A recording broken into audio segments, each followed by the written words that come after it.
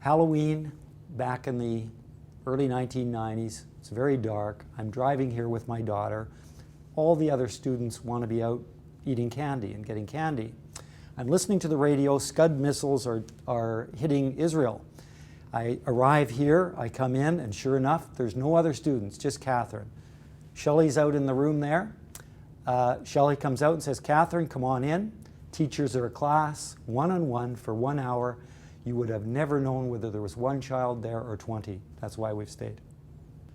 Well, when you sit here through the year and you watch your kids developing their technique finally into a dance, then you go to this thing called the recital. Started out smaller in the playhouse, ended up bigger at the concert hall. Because I have 3 kids, we had to go to all 3 performances. So you saw about 9 hours of young people non-stop dancing, musical theater, tap, ballet.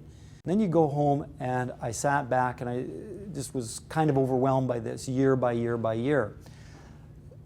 And I wondered, what does this mean? How does she get these kids who otherwise would be dealing drugs on the street, causing chaos in their parents' houses, and they go and put on 9 hours of non-stop entertainment? So it seems to me something else was going on here besides just having fun at the dance studio. So I tried to think about that in a more theoretical sense, and thank Shelley for what had taken these kids.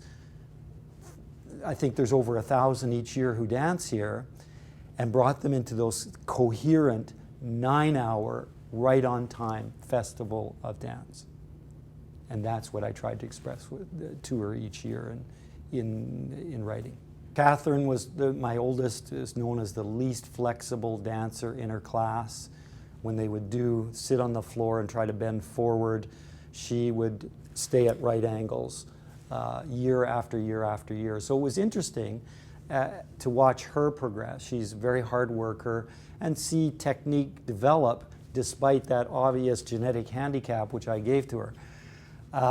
Christopher, who's the boy who went to school here, he was interesting because, you know, when you're in the 1980s, we weren't that familiar with boys going and learning dance, musical theater, tap, and even ballet to learn technique. And it was just fascinating to watch a young man find a way of melding into the school.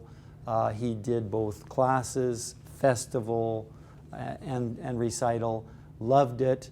I think that twigged his interest in the arts, and he went off to film school in Vancouver, and he's now one of the many thousands of unemployed filmmakers in Canada, so that's really neat.